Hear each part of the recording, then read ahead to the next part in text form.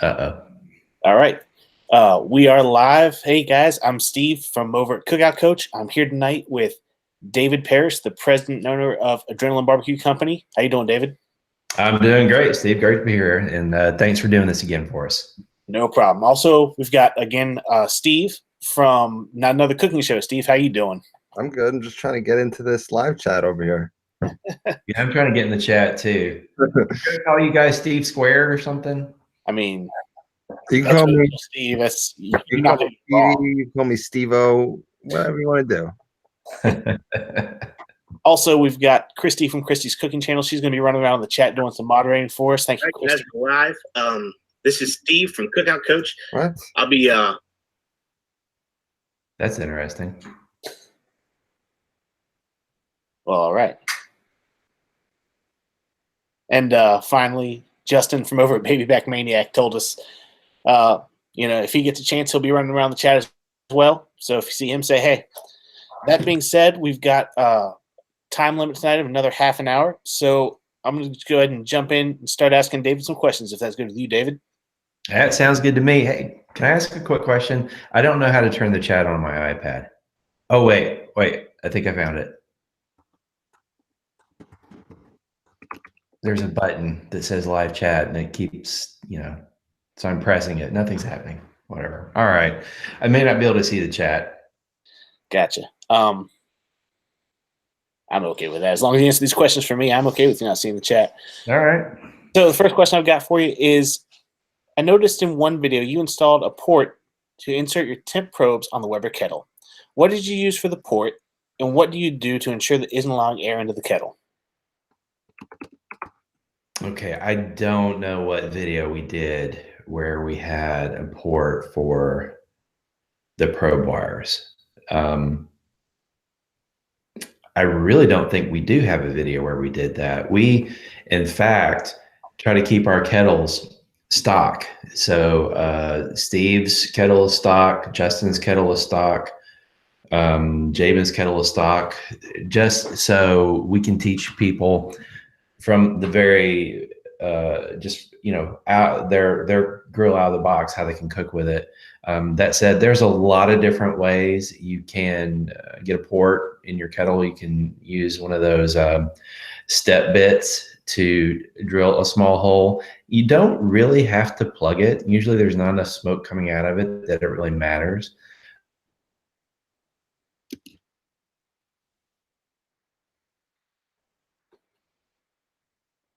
Did we lose David there for a second?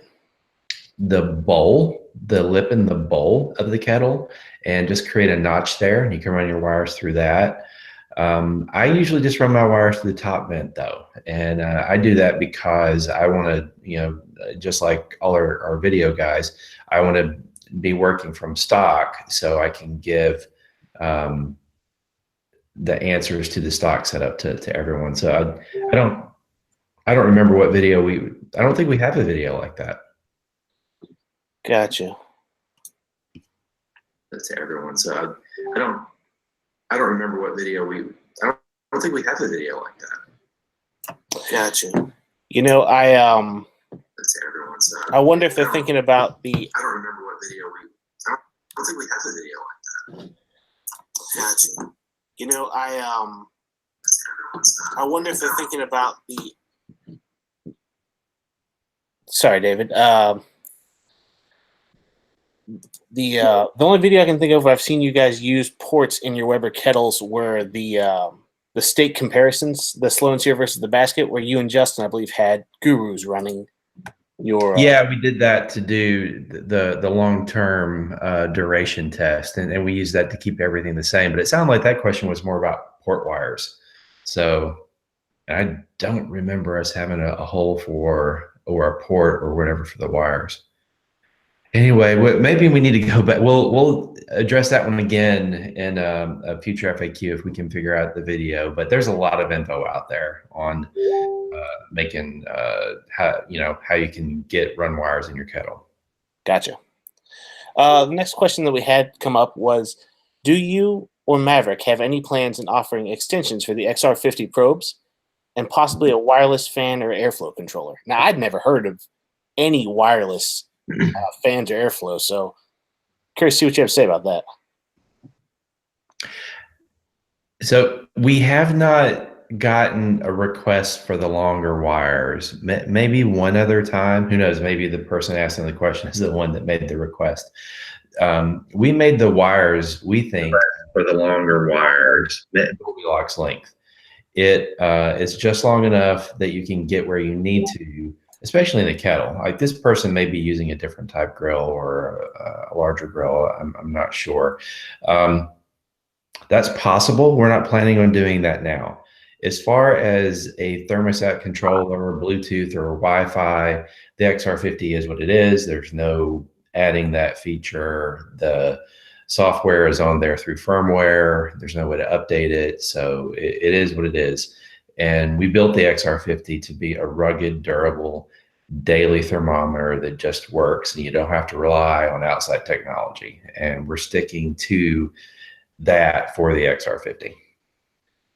Yeah, as a guy who has to deal with tech day in day out, anyways, the more you can remove from it, the less there is in there to break, the more excited I am about a product at the end of the day. Because if it can break, it will absolutely break, and it'll break at the most important time. Yeah, and I mentioned this last time, but if you've got this cloud connectivity, the company you bought the thermometer from, they're recording every cook, and they're just getting more of your info. And maybe you're okay with that. I'm probably okay with that for the most part, but that's just something to think about. And they have to keep the software updated for every operating system, every device out there. You're one software update away from massive failure. You know, their server could go down for a weekend. ThermoWorks server went down for 3 days a month or two ago, and anybody that was trying to use the cloud couldn't. And that's happened with all of them. So rugged durability, really, to me, that's where the XR50 really nails it. Absolutely. So the next question we have is, do you have a slow and sear recipe for cooking boneless chicken pieces? Ooh, I do. Actually, if you'll go to our website and look in the recipe page for, I want to say it's chicken, but I'm trying to remember the specific chicken recipe. I want to say it's the drumsticks. Anyway, or maybe I think it's the drumsticks. But in that recipe, we talk about a method to do boneless, skinless chicken breasts, and it's the same marinade that we used in our hamburger 5 tips for better hamburgers video from last year. You take Dale's steak seasoning, and you take Kraft Zesty Italian, you mix them in 50-50 portions, drop the chicken tenders or chicken breast in there, let that marinate for 4 or more hours. Longer is better, 4 to 8 hours. You can get away with less time, but more is better. And you sear those direct until they're 155 to 160, and wow, they're awesome. Very awesome. But the details are on that recipe page on the website, abcbarbecue.com. Yeah, I could definitely see that one being a thing. For one thing, I'm always trying to feed my kids, and I've got one. My littlest one is just a barbecue maniac, but the oldest one's a little more picky. So to be able to have like a chicken tender recipe that you can just pull out of your back pocket, that's always going to be winner every day. Yeah, and these are really good to add on to a cook where you might be doing something else that the kids don't like, or you could feed the entire family with it. I mean, you can, and it's pretty quick and easy, kind of like the burgers too. Nice. All right. Next question we got, and this is a question that I think everybody can sympathize with. The user writes in, the worst thing for me is dried out barbecue. There's nothing worse than having a guest around and you've been talking up your Weber and the pros of charcoal cooking, and then your meat's as black as a morning hat and dry as a bone. How do you avoid dry barbecue? What causes dry meat? Is it because you pulled it off too late, too early? Did you run it hot? Did you run it cool? Wrap or didn't wrap? Spritz or didn't spritz?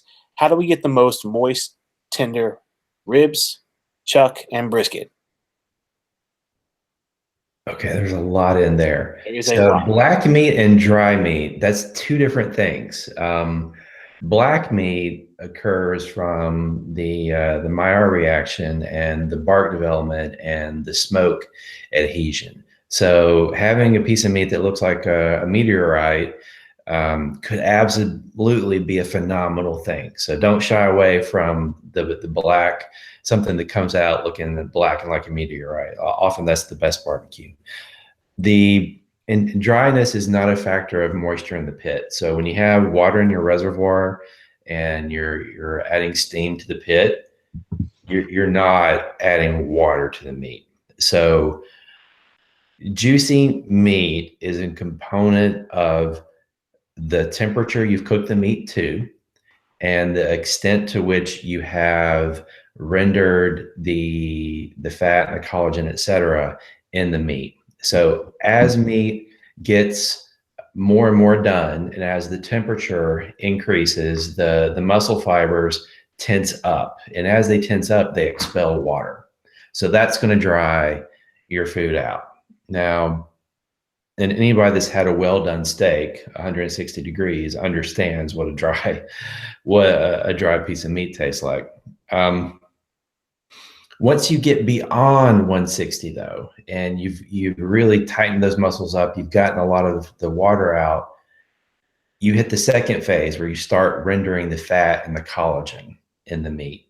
And when that happens and you get up into those magic numbers in the 190s and the low 200s, then that you're getting a really nice juiciness, but it's from the fat and the collagen, plus those muscles. They've gotten really tense up to the 160 point Fahrenheit, and then as they get hotter, they start to fall apart, and then that's when the meat becomes sliceable. As those muscle fibers are giving up the ghost, if you will, the meat becomes sliceable. It's juicy from the fat and the collagen that's rendered in it. The spritzing, water pans, that kind of stuff, that's not where you get juiciness from. Yeah, I definitely think that's a common misconception when you first start out. It's like, well, if it's a moist environment, it'll make the meat moist. It's like, well, no, Yeah. you're never driving water in once you start cooking. Right.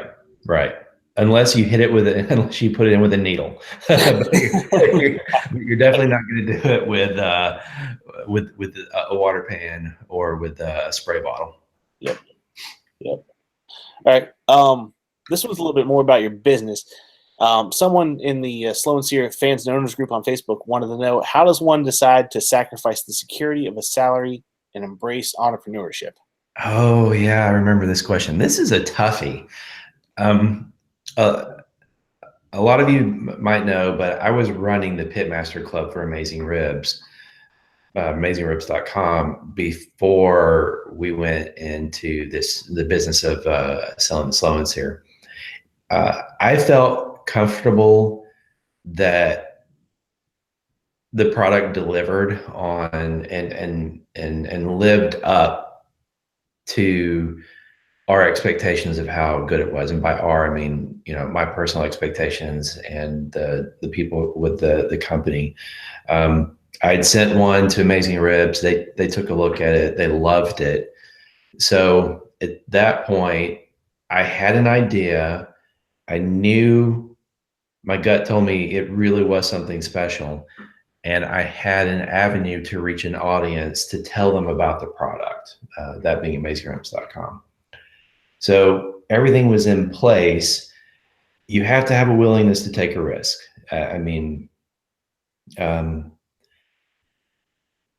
Even if you can maintain your day job, and most entrepreneurs do, and I highly recommend that you do too, if you're looking into becoming an entrepreneur.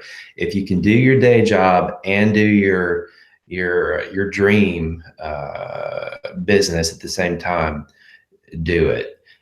Then, but even that's a risk, because you're probably going to have to disclose to the company you work for what you're doing, and they may or may not like that. They may fire you for it.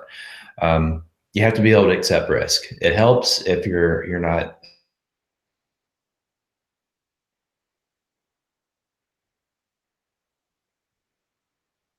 Yep.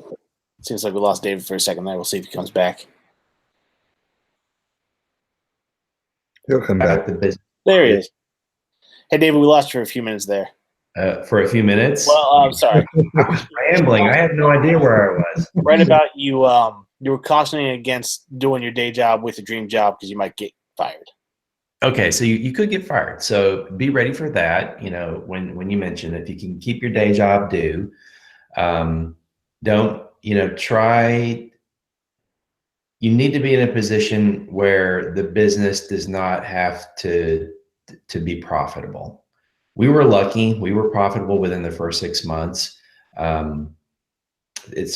Surprisingly, it didn't take, I think it took about $100,000 the first year to get started. So there are those upfront costs. You have to product development, research, attorneys, accountants, advertising, websites, web developers. There's a ton. Everything costs money. And when you're talking about business, it costs more money. So be ready for that. Be willing to take the risk. And you'd be so, if you have something and you're confident about it, and that confidence can really take you somewhere. So make sure you believe in whatever business you're going into. If you're making food, make sure your food is freaking awesome and you're really proud of it. If you have a product, in our case, it was something very distinctive. There was nothing on the market like it. And we created a solution that gives 2-zone cooking and smoking, searing, baking, roasting at a simple and easy solution at a price point no one else is touching. So for us, it was, and we were very confident of that, and that just helps. So don't quit your day job. Don't go too deep in debt that you can't pay your bills without being profitable from the business. Be willing to accept risk, be confident in what you're going to be selling, because if you're not confident, no one else is going to be interested in you. And I think those things will take you far. Gotcha. Fortune favors the bold, right? Yep. It's very true. Gotcha. Next question is just as serious, 100%. Someone wanted to know, how did he find such handsome people to make videos with him? I think I know who asked this question. I've been sworn to protect the identity of those involved, but yeah. Are his and that? So okay, let's keep this a secret. But are his initials Justin Walraven? No, but he may be a co-conspirator. Okay. I guess I'm just lucky. I mean, everybody on this channel is a hot stud. What can I say? It's just kind of awesome that we have all this going on. None of us hold a candle to Casado, but we do what we can. We clean up good for the most part. Oh, shut up. Just not fair. It looks like that, makes videos like that. Why are we even here? You know what? I quit YouTube right now. I'm just done. Hold on. Google's texting me. What does Google want? Oh, wait. I can't. Never mind. I can't say. Some secret. Dude, I'm live. I'll get back to you. Sorry. What's the next question? No problem. The next question is, can we expect to see an SNS and a drip and griddle for the Weber 18 kettle and a Jumbo Joe anytime soon? No. There you go. Boom. There's just not enough demand. These things cost too much money to. There's just not enough demand. We created the charcoal basket. It works great. We have instructions on how to make it work with a water pan so that you can do a ton of awesome things on an 18-inch with that charcoal basket. So I think that's the solution. I don't want to make a slow and sear for an 18-inch because people are going to put it in the Jumbo Joe and then they're going to pick it up and then they're going to slosh boiling water everywhere. So it's also a safety consideration. Yeah, that makes sense. And so no, it's not going to happen. The market's not there, and to me, it's a safety concern. Yeah, I was a little confused when I saw that question pop up because of the charcoal basket in this.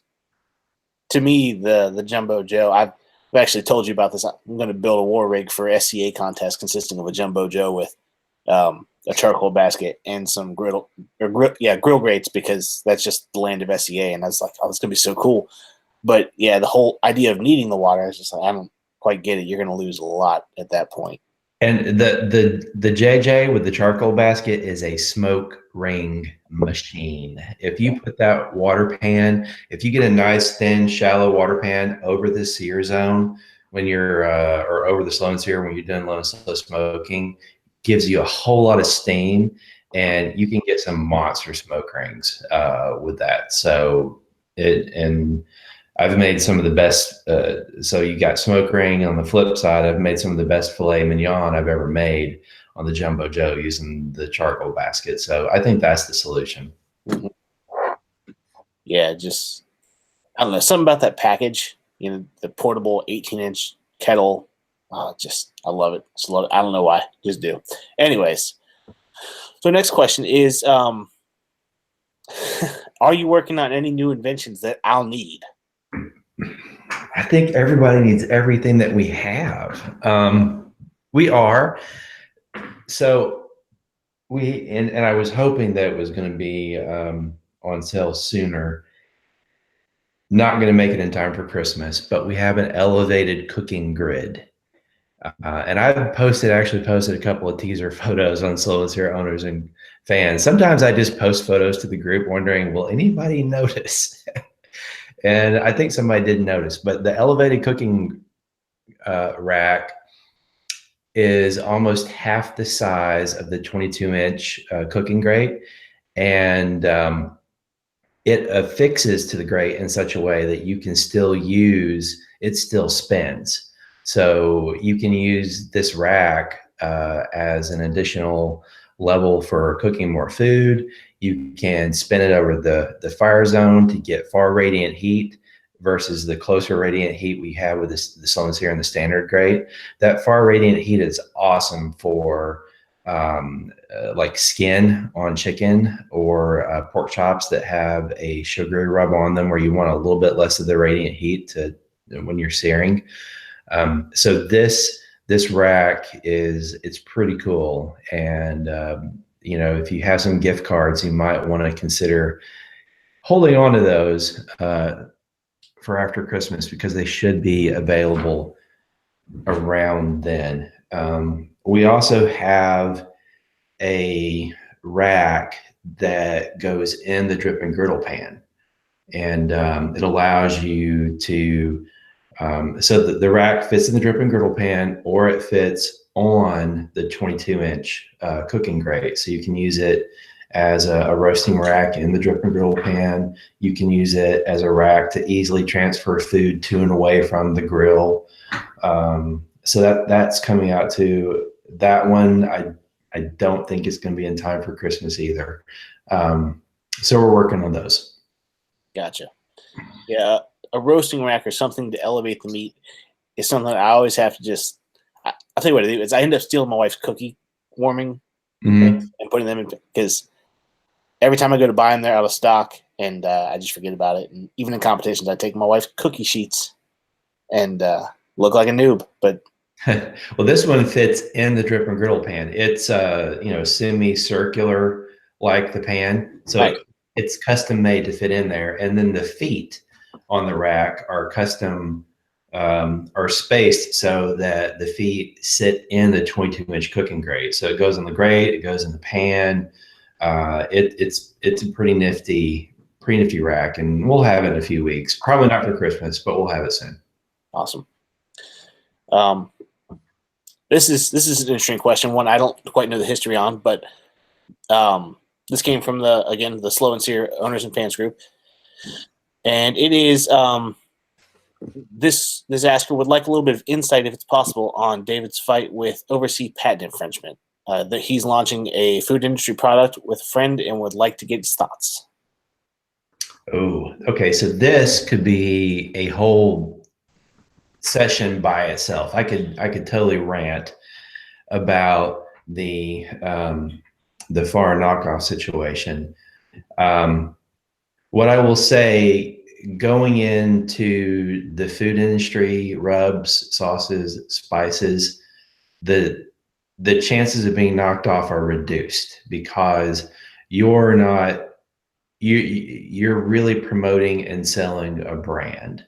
And any rub that you make that is a super awesome rub, it's immediately going to go end up being somebody else's rub. I mean, if you think about how many barbecue rubs out there, there's thousands, and they just copy each other. A lot of them have very similar flavor profiles. I struggle telling the difference between a lot of them. Heat is one thing that you can tell, like the level of heat, that's kind of obvious. But some of the other notes, they can be hard, especially something you smoke for 12 hours. The smoke flavor is just overpowering. But what that goes back to is it's the brand. So have a brand, have a name recognition, provide an experience that people want to be a part of.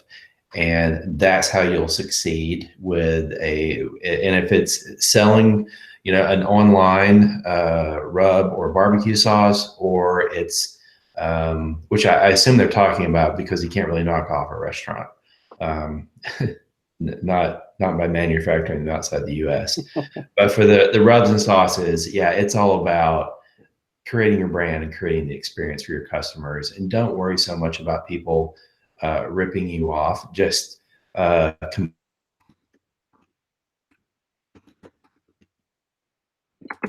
Lost him for a minute again.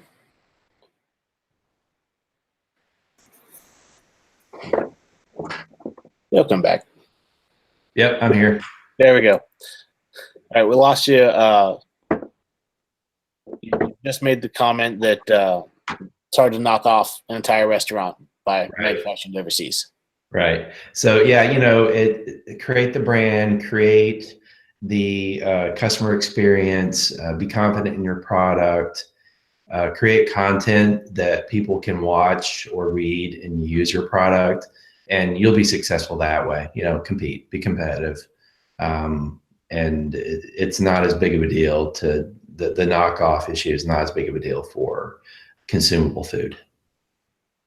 Gotcha. It seems like everything. I didn't realize there was as much of a knockoff industry until I just worked with some guys who were talking about it one day. And it's like, there are subreddits where, you can go and the Chinese counterfeiters or the Russian counterfeiters will, post catalogs of pretty much anything. It's just like, I had no idea. And even, Amazon, it is really hard to tell sometimes on Amazon if what you're buying is legit. So make sure you're looking not just at the product, the name of the product and the photos, but who it's being sold by. If it's our product and it's on Amazon, it'll be sold by Adrenaline Barbecue Company. And if you see that name and it's properly spelled, it's us. If it's misspelled, it ain't us. So, that and be on the lookout for that when you're shopping on Amazon. But right now, to my knowledge, we don't have any knockoffs on Amazon. So luckily we were able to fight off the one that we had, and we can go into that in more detail in a different session if people really want to hear about it. But that's kind of my what do they call that? When you get on something, you won't stop talking about it. Soapbox. Yeah, that one, soapbox. Yeah, so I'll avoid going down that rabbit hole or getting on the box tonight. Well, that's actually perfect timing because on that note, we are full of our half an hour. David, it's been great picking your brain. Really appreciate all the answers there. Well, thank you guys, and thank you for doing this again. No problem. Everybody who is watching this now, if you asked a question and we didn't get to it, go ahead and on the replay of this, go ahead and leave it as a comment to this video. If you're watching this as the replay, just go ahead and comment your question down below. We'll gather those up. We'll see if we can't get to them next time. But yeah, till next time. Y'all take it easy. All right. Thanks, guys.